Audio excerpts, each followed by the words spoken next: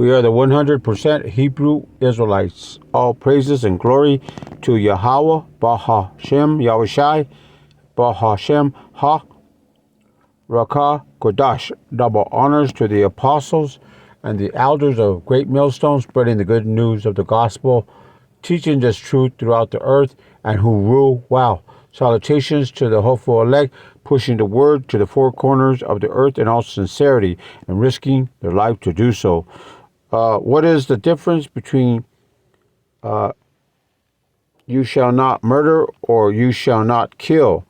The sixth commandment states in Exodus 20, verse 13, reads, "Thou shalt not kill."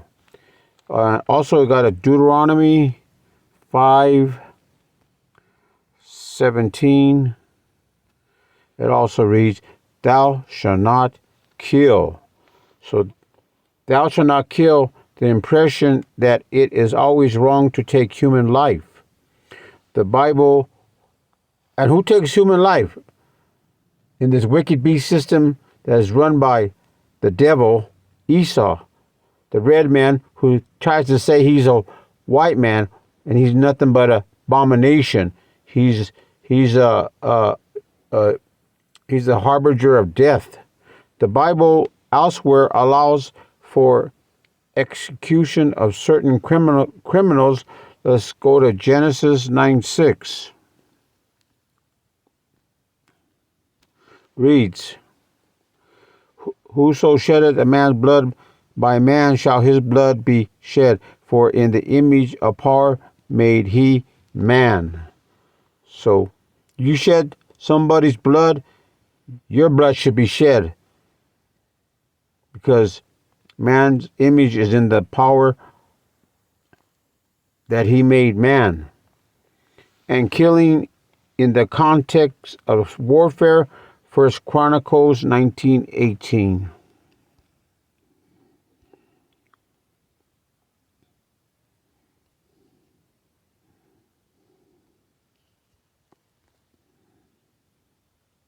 This reads, "But the Syrians fled before Israel, and David slew of the Syrians 7,000 men which fought in chariots, and 40,000 footmen, and killed Shaphach, the captain of the host." So this is warfare, and it is allowed to kill in warfare situations. So the command, "Thou shalt not kill," cannot be taken in an absolute sense. The Bible correctly gives the Hebrews wording as "you shall not murder." The Hebrew word used in Rasah, which means murder. Murder, Rasha, appears in Numbers 35:17.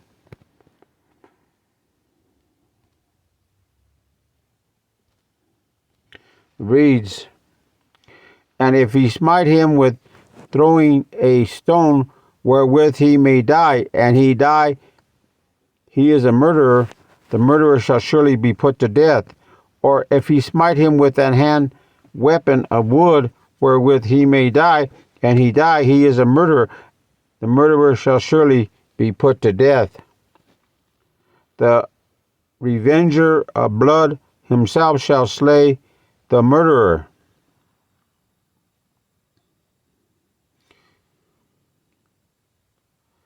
"When he meeteth him, he shall slay him. But if he thrust him of hatred, or hurl at him by laying a weight that he die, or in enmity smite him with his hand that he die, he that smote him shall surely be put to death, for he is a murderer. The revenger of blood shall slay the murderer when he meeteth him. But if he thrust him suddenly without enmity, or have cast upon him anything without laying a weight, or with any stone wherewith a man may die, seeing him not, and cast it upon him that he die, and was not his enemy, neither sought his harm, then the congregation shall judge between the slayer and the revenger of the blood according to these judgments. And the congregation shall deliver the slayer out of the hand of the revenger of blood, and the congregation shall restore him to the city of his refuge, whither he was fled, and he shall abide in it unto the death of the high priest, which was anointed with the holy oil.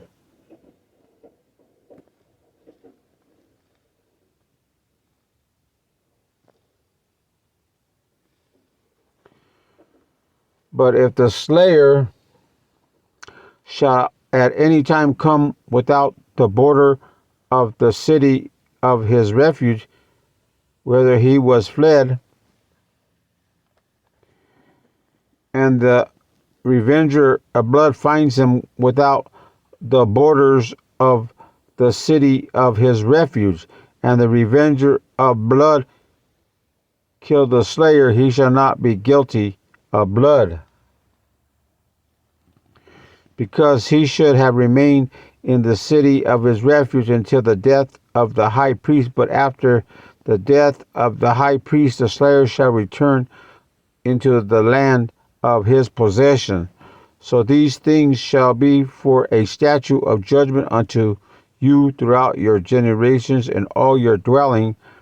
Whoso killeth any person, the murderer shall be put to death by the mouth of witnesses, but one witness shall not testify against any person to cause him to die.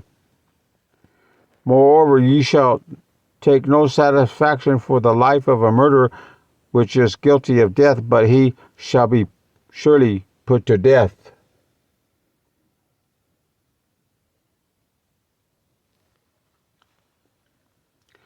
In the King James Version, translator chose to translate the word as kill instead of murder. Thou shalt not kill is an incorrect and inconsistent in their own minds. The translation has created needless confusion and personal moral conflict for centuries. Believers over whether to serve in the military during wartime or even to protect their own families from homicidal attack. It is true that protecting a nation, protecting your people, and protecting loved ones sometimes requires killing, but that is different from murder. The command "don't murder" doesn't apply to justified killing in the course of one's duty. So the mistranslation of Exodus 20:13 has caused believers to question the character and justness of power. After all, after commanding the Israelites not to kill anyone, power ordered them to kill criminals for capital crimes. Let's go to Exodus 21:12.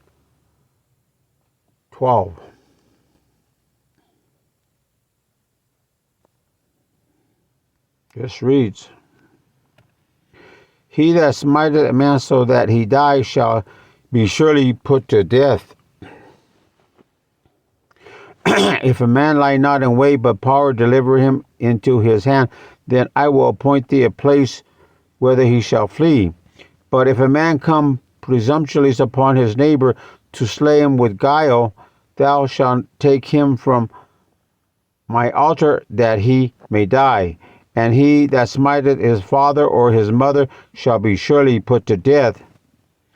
And he that stealeth a man and selleth him, or if he be found in his hand, he shall surely be put to death.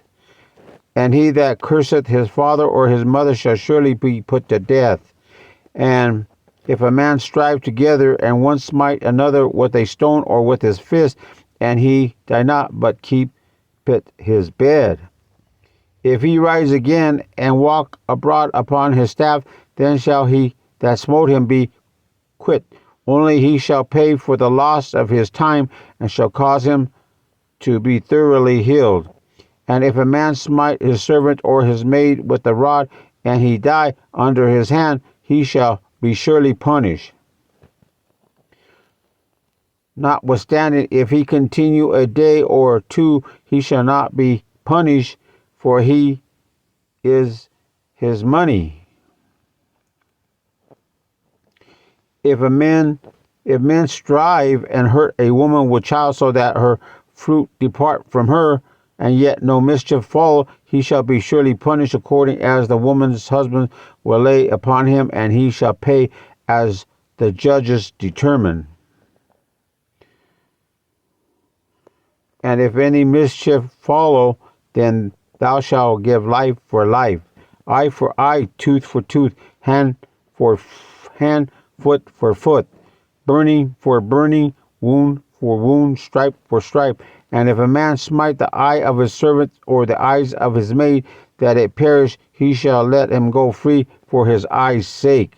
And if he smite out his man's servant tooth or his maid servant's tooth, he shall let him go free for his tooth's sake. If an ox gore a man or a woman that they die, then the ox shall be surely stoned, and his flesh shall not be eaten, but the owner of the ox shall be quit. But if the ox were wont to push with his horn in time past, and it hath been testified to his owner, and he hath not kept him in, but that he hath killed a man or a woman, the ox should be stoned, and his owner also shall be put to death. So Israelites who worship the gods of Moab, let's go to Numbers 25.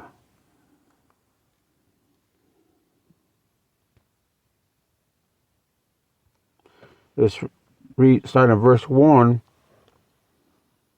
reads, And Israel abode in Shittim, and the people began to commit whoredom with the daughters of Moab. And they called the people unto the sacrifices of their gods, and the people did eat and bow down to their gods. And Israel joined himself unto Baal-peor, and the anger of the Lord power was kindled against Israel.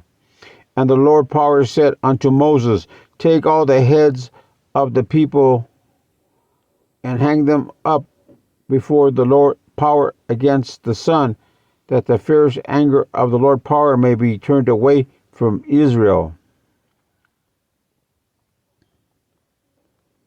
And Moses said unto the judges of Israel, Slay ye every one his men that were joined unto Baal-peor. And behold, one of the children of Israel came and brought unto his brethren a Midianitish woman in the sight of Moses, and in the sight of all the congregation of the children of Israel, who were weeping before the door of the tabernacle of the congregation.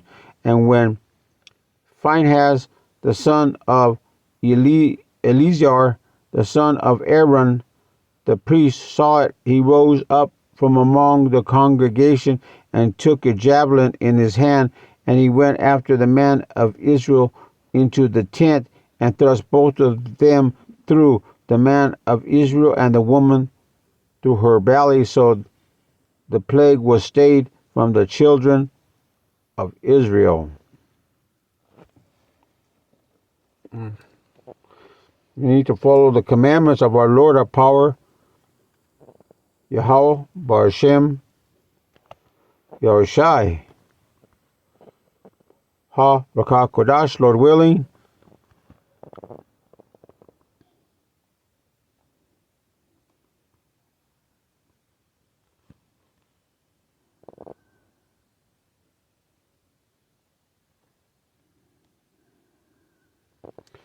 All Midianites, males, and non-virgin females, Numbers 31. reads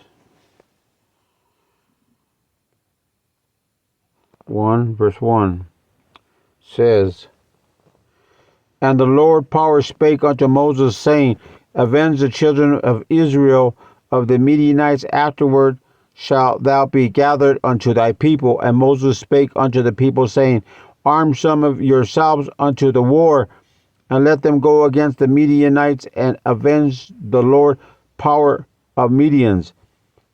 Of every tribe 1,000 throughout all the tribes of Israel shall ye send to the war. So there were delivered out of the thousands of Israel 1,000 of every tribe, 12,000 armed for war. And Moses sent them to the war, 1,000 of every tribe, them and Phinehas the son of Eleazar the priest, to the war with the holy instrument and the trumpet to blow in his hand. And they warred against the Midianites as the Lord Yahweh commanded Moses, and they slew all the males. And they slew the king of Midian beside the rest of them that were slain, namely Evi and Rechem and Zur and Hur and Reba, 5 kings of Midian.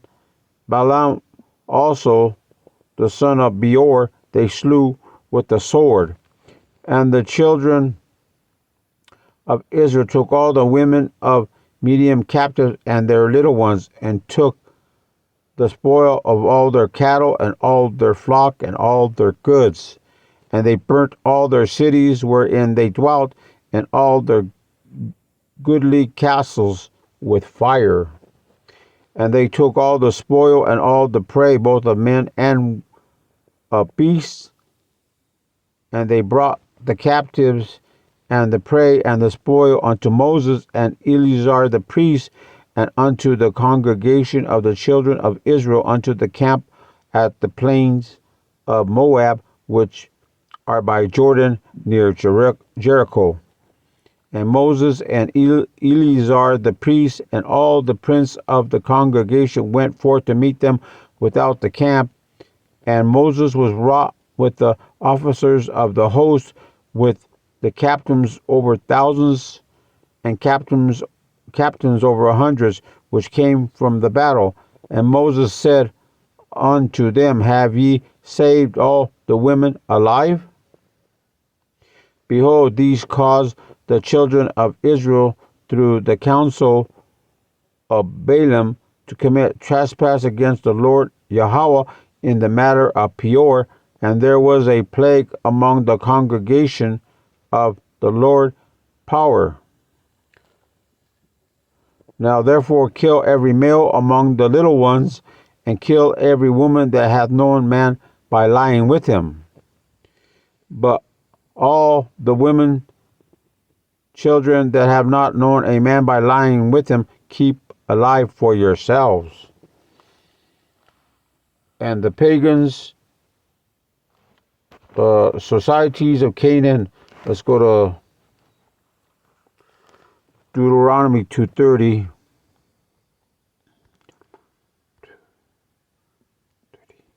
Says, But Sihon king of Heshbon would not let us pass by him, for the Lord Yahweh thy power hardened his spirit, and made his heart obstinate, that he might deliver him into thy hand, as appeareth this day.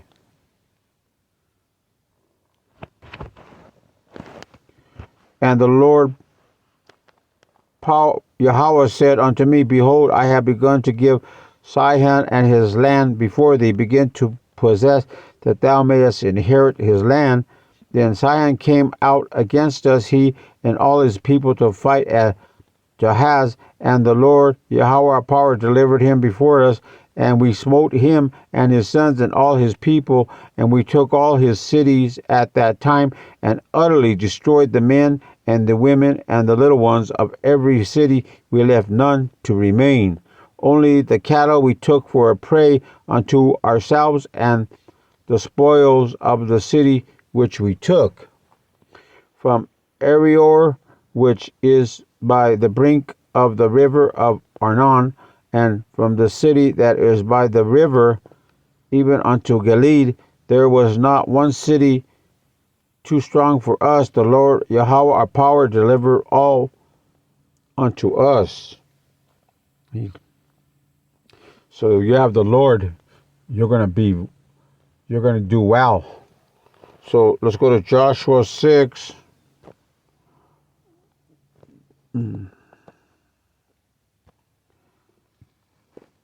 It says,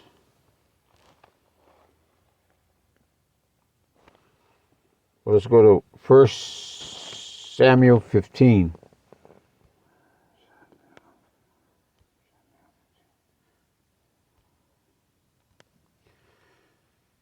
Start at verse 1. And this reads, Samuel also said unto Saul, the Lord Yahweh sent me to anoint thee to be king over his people, over Israel.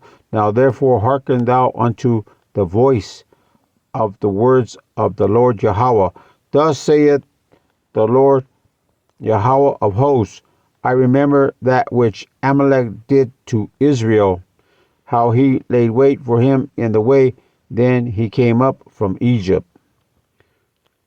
Now go and smite Amalek, and utterly destroy all that they have, and spare them not, but slay both man and woman, infant and suckling, ox and sheep, camel and ass.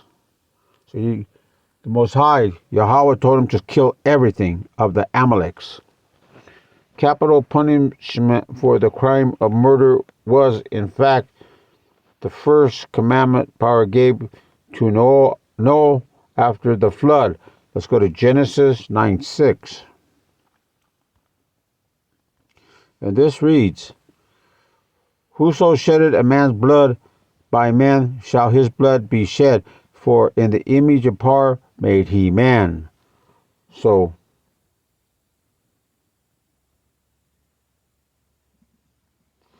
the Lord tells us, you shed a man's blood, you murder him.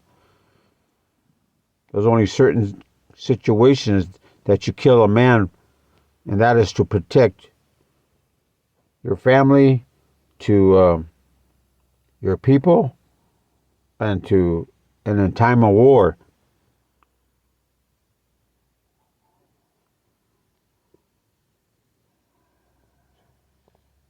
So there are certain situations, but we know, brothers, we have our Lord, we have our power. Yahweh, Bahashem, Yahushai, Bahashem Ha, Rakah Kodash, double honors to the apostles and the elders of Great Millstone, spreading the good news of the gospel, teaching this truth throughout the earth, and who rule well. Salutations to the hopeful elect, pushing the word to the four corners of the earth in all sincerity and risking their life to do so. So, brothers, those are the times that you are justified in a killing, to defend your family, your